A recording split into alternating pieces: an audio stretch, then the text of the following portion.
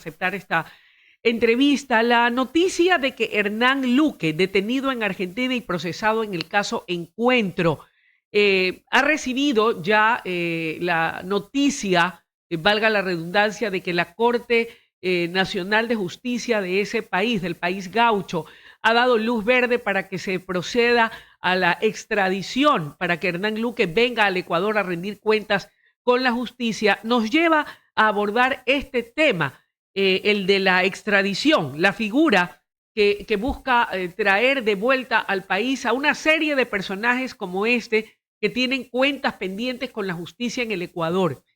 Eh, una vez que se ha recibido por parte de la Corte de Justicia de Argentina la autorización o luz verde para que se proceda a la extradición de Hernán Luque, ¿qué es lo que procede en adelante? Porque frente a este pedido que viene haciendo la justicia del Ecuador ya desde el 2023, la defensa había apelado, había quedado un poco en el aire, pero finalmente se retoma el asunto. ¿Cuándo podríamos traer y tener aquí al señor Luque para que pueda enfrentarse a la justicia por los delitos que se le imputan? Bienvenido.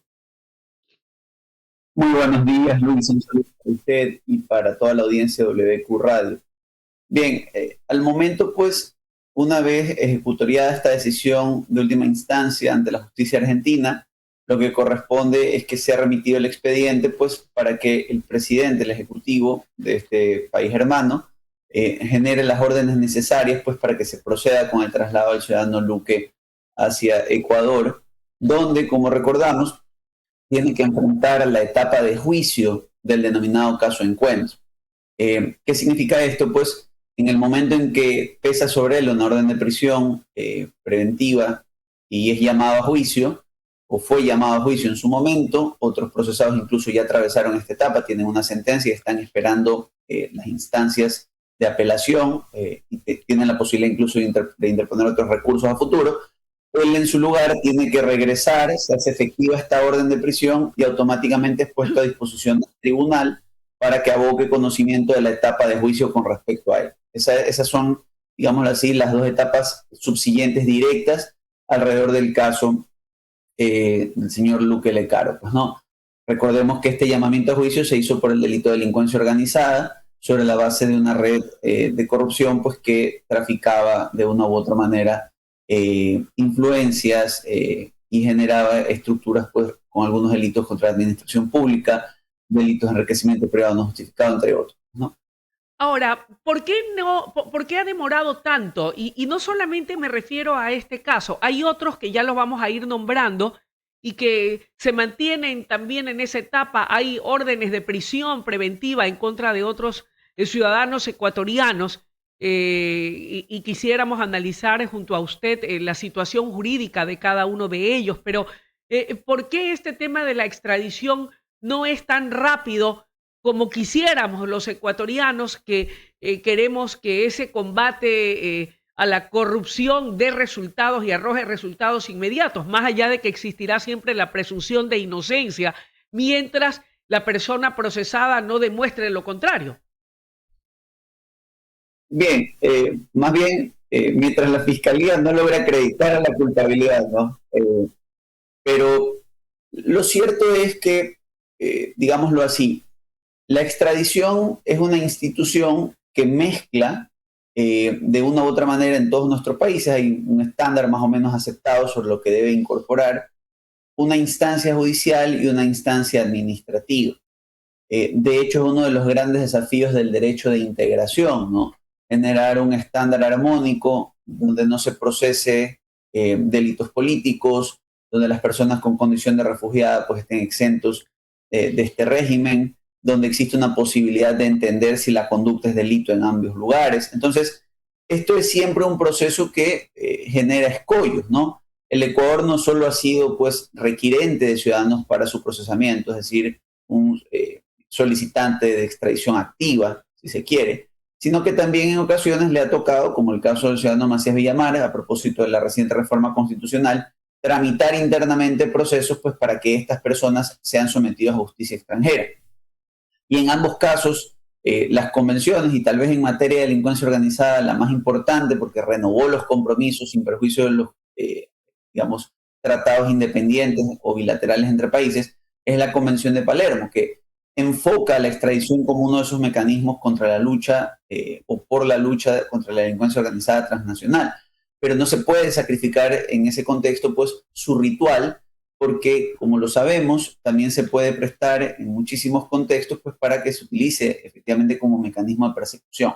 Entonces, más que demorar ampliamente, yo considero pues que son un poco también los tiempos de la administración de justicia, que es algo pues que hay que decirlo, generalmente es mucho menos efectiva que la prevención, ¿no? O que los mecanismos que tienen que ver con desincentivar ciertas conductas, entre ellas la delincuencia organizada. Entonces, creo que de reciente data y sobre todo con su reforma, Ecuador se ha integrado plenamente en el plano internacional en la utilización de esta institución. Incluso hemos tenido eventos donde la extradición está prácticamente autorizada. El caso, pues, del ciudadano, digamos, iba a ser extraditado de España, miembro de la organización Los Tiguerones. Sin embargo, al momento ya en su fase, digamos, ejecutiva o semi-ejecutiva de proveer garantías, pues el vecino país señaló que estas, a criterio de su justicia, eran insuficientes, ¿no? Pero tenemos otros casos de extradición incluso a nivel regional, desde Perú o desde otras instancias y latitudes, donde se ha podido traer los ciudadanos ante la justicia y se los ha llevado a procesar, incluso en casos que han tenido más de 10 años, pues, digámoslo así, en la impunidad, con una buena labor conjunta entre policías, se ha identificado ciudadanos, se ha sometido al procedimiento y se los ha podido repatriar pues para su procesamiento. Mucho depende también de la línea defensiva del procesado. Por ejemplo, en el caso del señor Luque, ha apelado, digamos, de su resolución original. Eso le ha dado una distensión de 1 año más o menos. Pero nos damos cuenta que pese a eso, igual, en términos generales, las administraciones también tienen un principio internacional de colaboración por la administración de justicia. Entonces, yo debería decir pues, que tal vez la lección que nos deja la extradición, que es una herramienta necesaria, es que por encima de las sentencias tenemos los mecanismos preventivos, ¿no?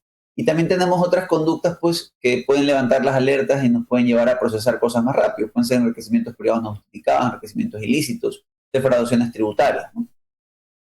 Doctor Casanelo, me queda claro. Ahora, al menos en lo que concierne al tema del doctor Luque y de lo que es la figura de la extradición como tal y cómo se aplica en relación a cada uno de los países, ya sea de la región o de Estados Unidos o en el caso de Europa, como usted lo ha señalado, con respecto al tema de Willy, el negro Willy, que está procesado por delitos de terrorismo, el asalto a TC Televisión. A propósito de este tema, para ir evacuando casos puntuales, entre estos los más sonados, efectivamente, la defensa del negro Willy alega que aquí en el Ecuador no hay garantías para su integridad y para su vida. Dicho sea de paso, solamente en el 2025 se contabilizaron un poco más de 200 personas privadas de la libertad fallecidas dentro del sistema carcelario en el Ecuador. ¿Usted cree que realmente esos argumentos de la defensa del negro Willy para no dar paso al proceso de extradición como lo venía demandando el Ecuador y lo ha retomado, tengan fundamento o son un tiro al aire?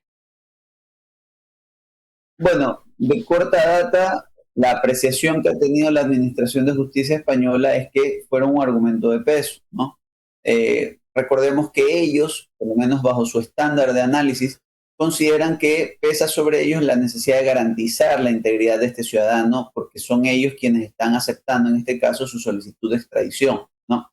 Entonces, paralelo a eso, y eso pues hay que reconocerlo en la gestión del gobierno actual, desde la misma campaña electoral inicial, en el periodo de transición, uno de los ofrecimientos principales que hizo el presidente Noboa fue avanzar hacia la segmentación carcelaria. ¿Qué significa esto? Pues poder dividir, ¿sí?, a las diferentes personas privadas de la libertad, que están procesados, en grados de peligrosidad, aquellos que están guardando una prisión preventiva, aquellos que no.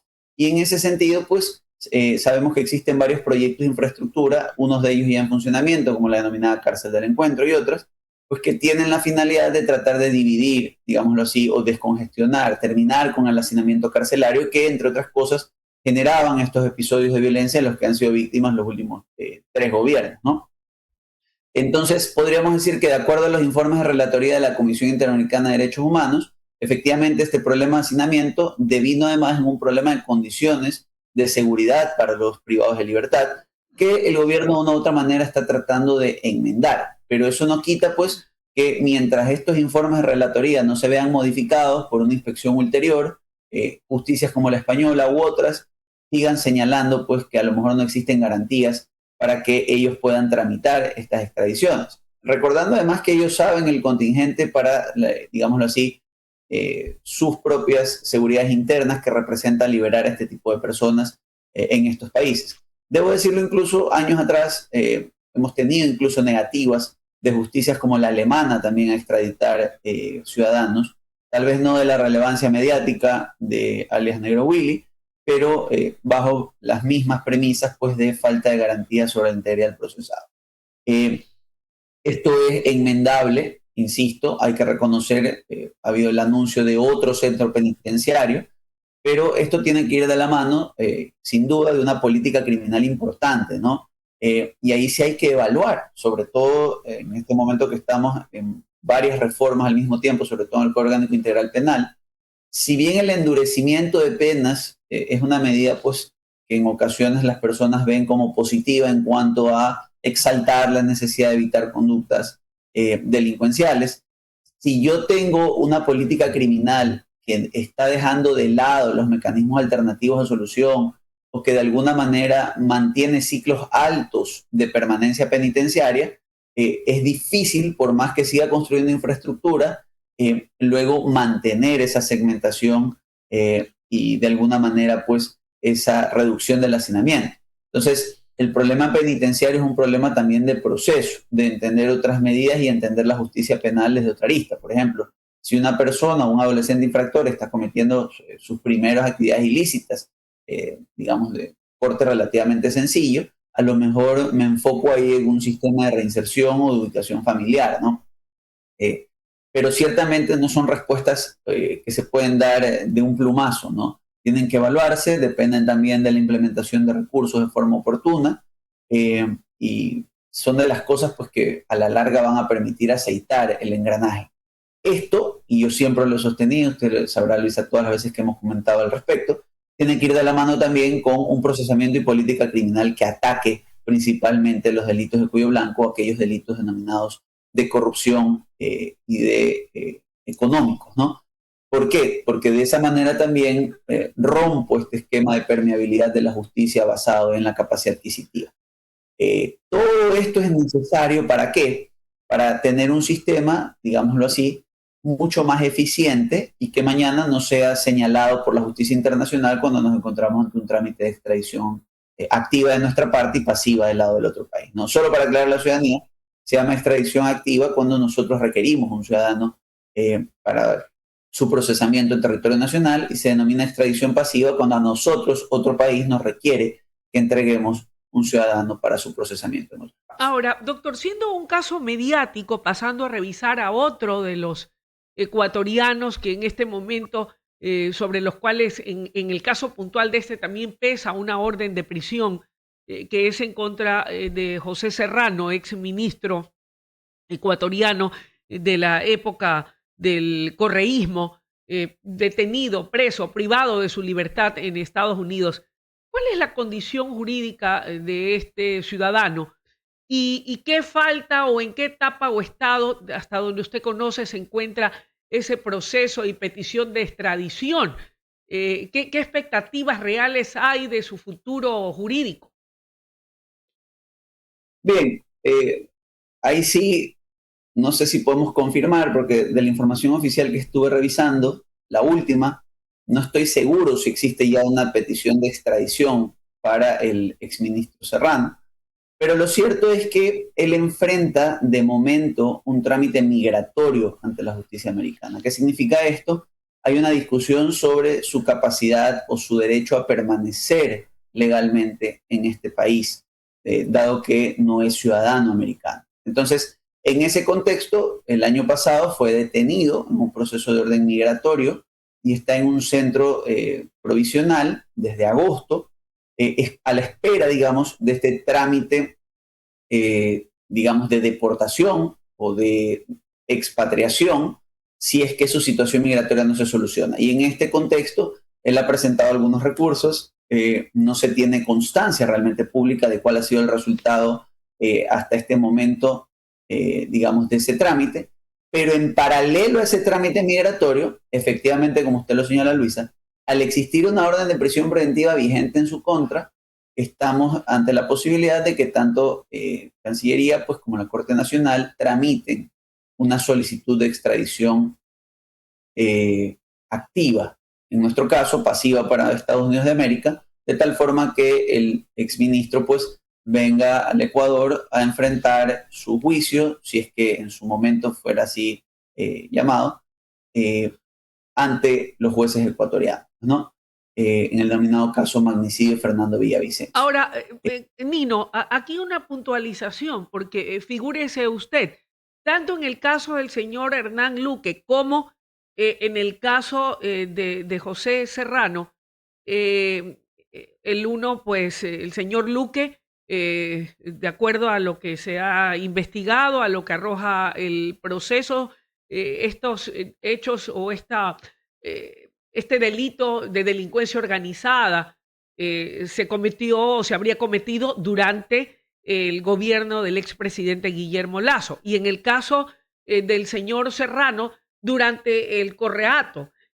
Aquí el denominador común podría llegar a ser, y lo digo porque he escuchado a algunos actores políticos de ambos gobiernos, coinciden en que todo esto no es más que una persecución de carácter político, una persecución política en contra, en este caso, de figuras de ambos gobiernos que se encuentren en este momento procesadas por X, Y o Z situación.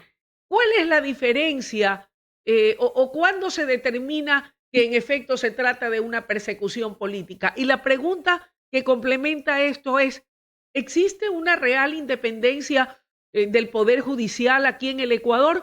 O como dicen los detractores del gobierno, se estaría utilizando a la justicia ecuatoriana para convertirla en un instrumento de persecución a la oposición. Mire, qué interesante pregunta, Luisa, porque nos permite retomar un tema que usted nos planteaba. Nos decía, ¿por qué demora tanto un trámite de extradición, si se quiere, a los ojos de la ciudadanía? Porque es un juicio en sí mismo. Entonces, aquí contesto esta pregunta.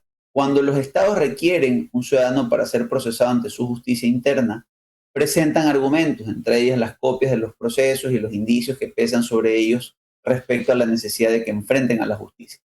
Esto es evaluado por el estado al que se requiera el ciudadano. Si ese estado evaluara que se tratara de un proceso sin ningún tipo de fundamento y que tiene un claro matiz político, argumento que además debería esgrimir su defensa técnica en estos países, ¿sí?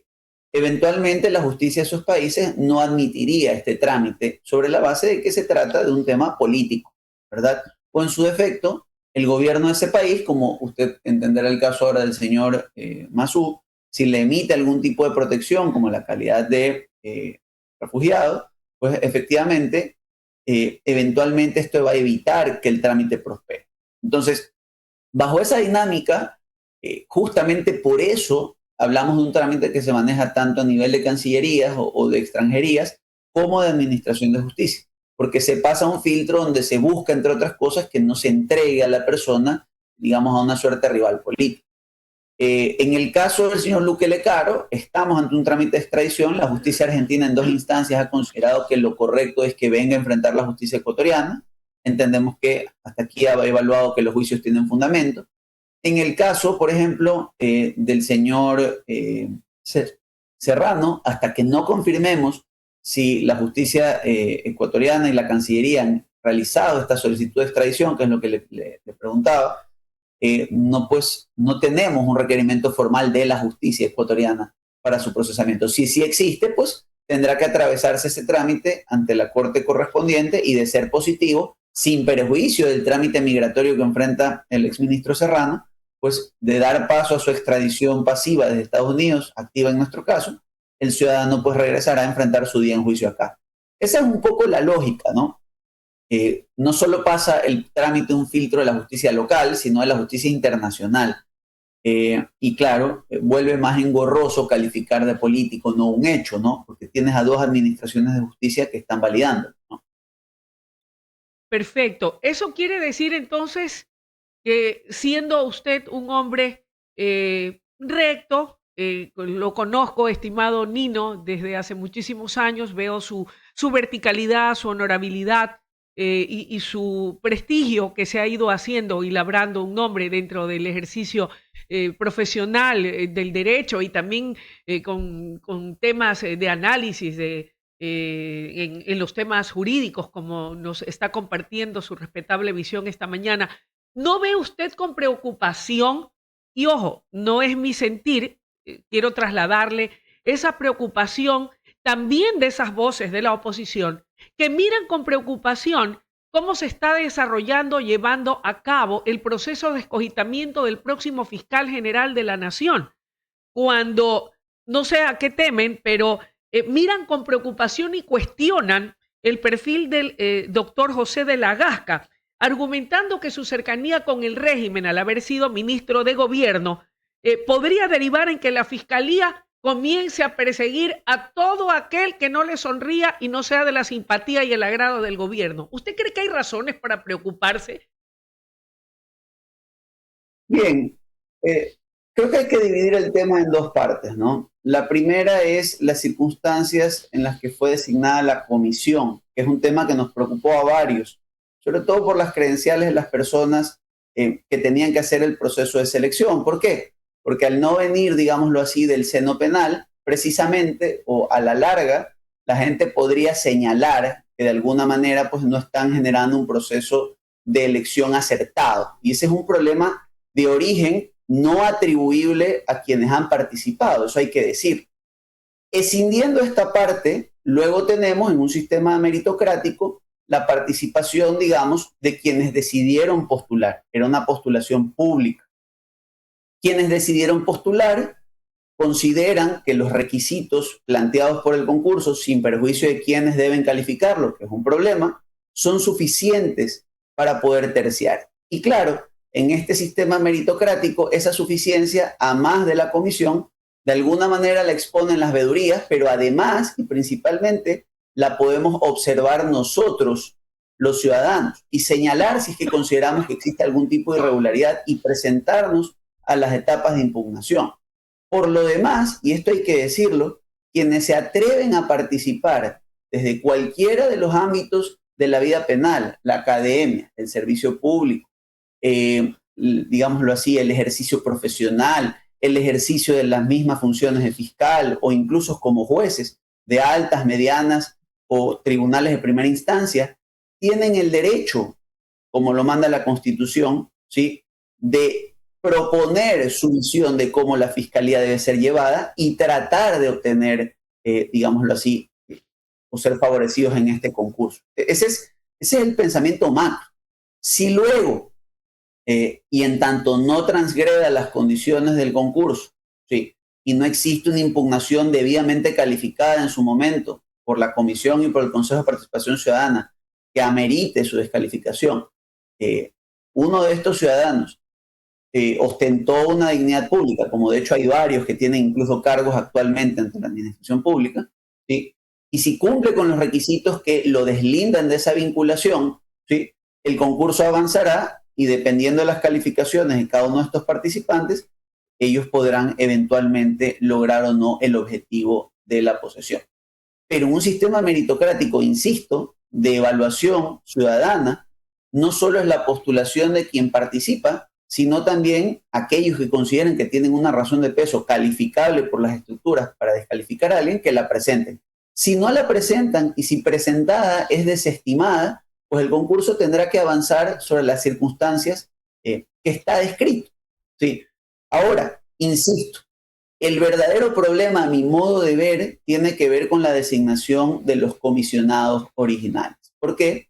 Porque sus credenciales no vienen del mundo penal. Y el problema es que aun cuando buenos candidatos hayan postulado y atraviesen todas las fases del concurso, digámoslo así, de origen muchos señalarán que esta comisión, ¿sí?, no tenía la capacidad de calificar al mejor. Y eso sí fue algo que, por lo menos en el caso de quien le habla, pues fue advertido en varias ocasiones de inicio. Ahora bien, avanzando, ¿sí?, hacia la necesidad también de posesionar una autoridad como lo manda la Constitución, ¿sí?, es imperativo, ¿verdad?, que el concurso continúe. Y si en algún punto las autoridades a cargo consideran pues que no cumple con garantías, por ejemplo, por las características de la comisión, pues tomarán la decisión que tengan que tomar. Sin embargo, la postulación de los candidatos depende de ellos. La evaluación de todos nosotros, no solo del Consejo y de la Comisión, sino de los ciudadanos que, si estamos en desacuerdo con una postulación o no, estamos llamados también pues a participar de la etapa de impugnación. Si eso no ocurre, pues los candidatos tendrán que avanzar a las instancias a las que lleguen y serán evaluados sobre la base de su calificación. Nino, quiero agradecerle, como siempre, la deferencia que tiene para con nosotros y para poder abordar estos temas que son temas de coyuntura y de interés. Valoramos muchísimo sus opiniones y el aporte que nos brinda siempre serio y objetivo en cada uno de estos temas que estamos exponiendo a nuestra audiencia. Espero en una próxima oportunidad poder tenerlo de manera presencial y hasta tanto le envío un fuerte abrazo y mi gratitud. A usted, Luisa, un saludo para toda la audiencia WQ y siempre a las órdenes. Muy amable. Gracias, un buen día. El doctor Nino Casanello, experto en Derecho Penal, presente esta mañana aquí en el Noticiero Nacional de WQ Radio. Son las 9 de la mañana con 3 minutos, 9 y 3 minutos en la mañana, momento de ir a una breve pausa.